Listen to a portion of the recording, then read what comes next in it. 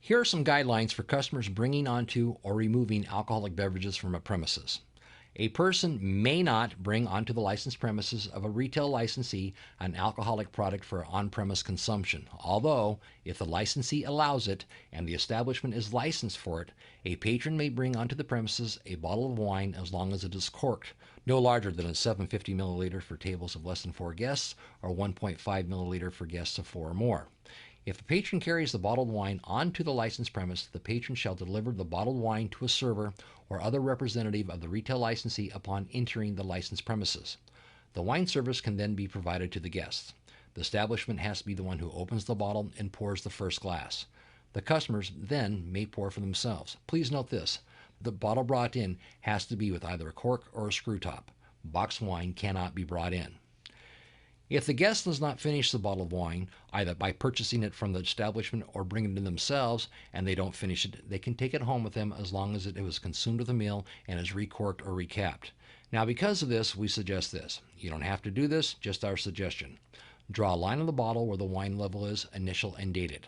Once the wine bottle is bagged, staple it closed with the receipt attached and ask the guest to please put it in the trunk of their car. Otherwise, they could be charged with an open container violation. Consuming or having an open container of alcohol in the passenger compartment of a motor vehicle is prohibited. In fact, a retail licensee may not permit a patron to carry from the premises an open container that contains an alcoholic product. When private events, as defined in 32B-1-102-77, are held on the premises of a licensed restaurant, the proprietor may, in his or her discretion, allow members of the private group to bring onto the restaurant premises their own alcoholic beverages under the following circumstances.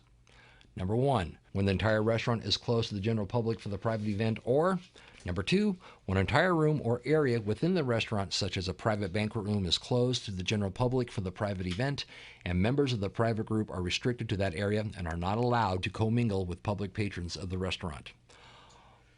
All advertising must be done in a responsible manner.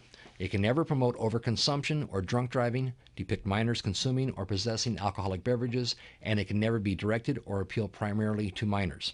Utah Administrative Code R81-1-17 covers all rules concerning advertising. Liquor and wine must be locked up during the prohibited hours of sale, but wine or liquor for cooking purposes can be used at any time. Any bottles used in this manner must be labeled cooking flavoring.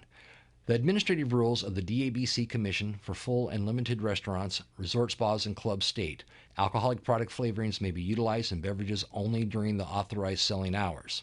Alcoholic product flavorings may be used in the preparation of food items and desserts at any time, if plainly and conspicuously labeled cooking flavoring. Required signs. The health DUI warning sign consists of 2 messages, each of which has to be in a different font. The color of the print does not have to be red, and the sign does not have to be white, but it has to be easily readable and posted in a prominent place in the licensed premises. The signs, "This premise is licensed as a restaurant or bar," must be 8.5 by 11 inches and displayed in a conspicuous location near the front entrance. They must designate whether, in fact, you are entering a bar or a restaurant. Liquor laws affecting enforcement. The Department of Alcoholic Beverage Control is primarily a retailing and licensing agency, not a law enforcement bureau. Enforcement of Utah's alcohol laws is the primary responsibility of local police and sheriff's offices and the Utah Department of Public Safety Alcohol Enforcement Section. These agencies conduct open premise inspections and undercover investigations to determine violations of the liquor laws. If they find violations, they may refer the matter to a local prosecutor for the possible filing of criminal charges, and/or they may refer the case to the DABC, Department, and local licensing bureaus for possible action on a license. Once the DABC receives a referral from a law enforcement agency, they are required to determine whether action on a license is warranted. The Alcoholic Beverage Control Commission has given the Department of Alcoholic Beverage Control guidelines for processing violations to ensure that each violation is handled fairly and consistently.